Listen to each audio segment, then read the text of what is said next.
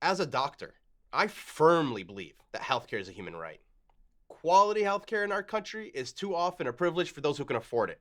In fact, the United States ranks last on measures of affordability, quality, efficiency, access to care, equity, and the ability to lead long, healthy, and productive lives when compared to countries like Australia, Canada, Germany, and the United Kingdom.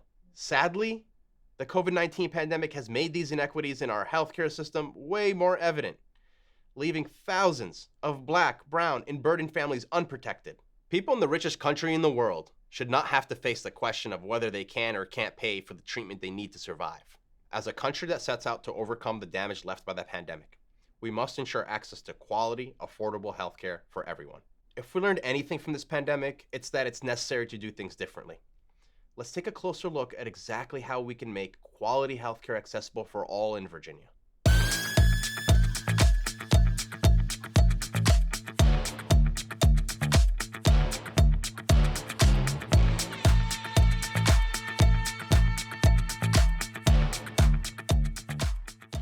While access to quality, affordable healthcare should not be about Democrats versus Republicans, apparently it is. That's why the coronavirus pandemic caught us off guard and left us with immense loss and long lasting negative impacts. Before the pandemic hit, there were thousands of stories about how people weren't able to get much needed care because it was way too expensive. Now, it's skyrocketed after the massive job loss and the exponential rise in the cost of insurances.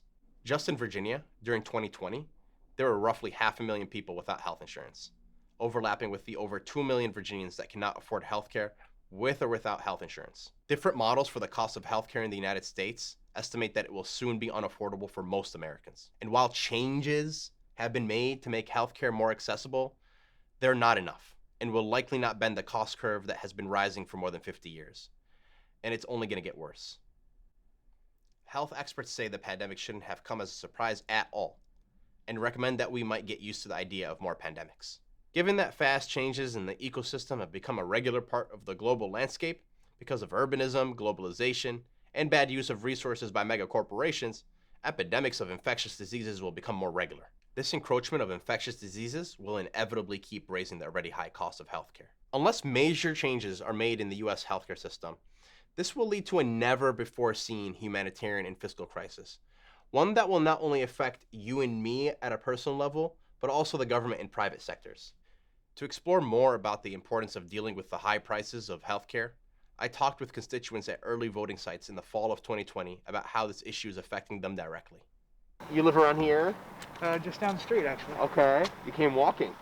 Usually I do walk around here a lot, but ever since I caught COVID, it's been a little bit harder to move around. In talk, I was coughing. So since I've recovered, I love talking now. I talk so much. People tell me, why do you talk so much? I tell them I couldn't talk for 2-3 months. I talk like my Angelo now. So when did you catch it? I was first diagnosed on, I think it was June 30th. June 30th. And I became what they call the long hauler types.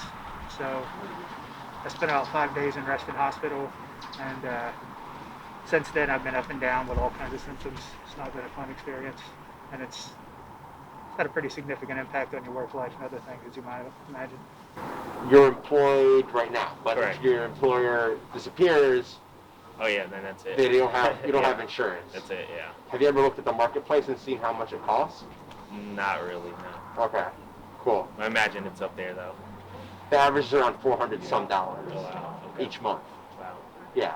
So that's something that's probably out of your reach at that point. Yeah, it would be. I've returned to work because I really didn't have a choice, Yeah. both because of the economy and because, the way that the leave system works in America, there's only so much paid time off you're going to get. Nobody can really prepare for a virus that's going to be hitting you for 16 weeks, 6 months, 8 months. Nobody knows anything.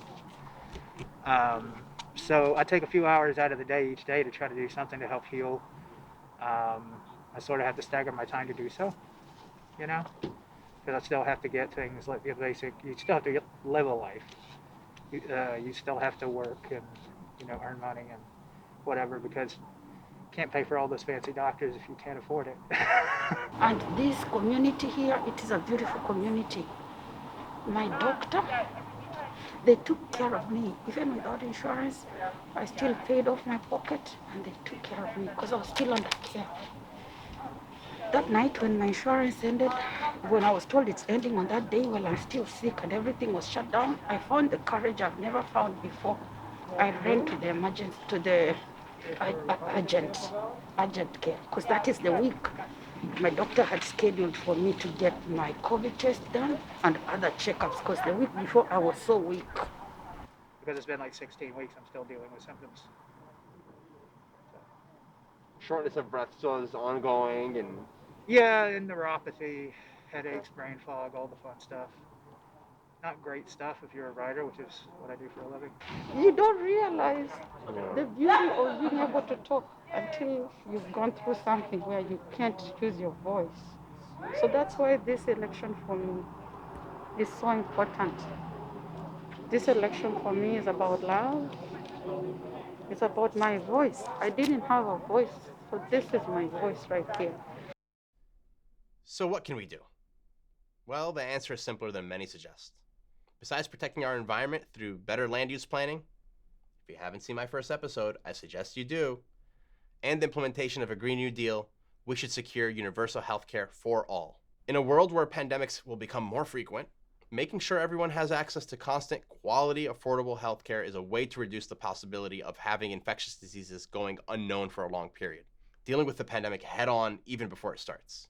It will also add a preventative approach to healthcare, educating people about how to keep themselves healthier, creating stronger immune responses, and stopping the spread of diseases. With stronger health systems, we reduce the risk of future pandemics that threaten our people and our economy. A single-payer healthcare system is the right move for everyone in the long run. At least 58% of Americans agree with that. There are multiple strategies to achieve it.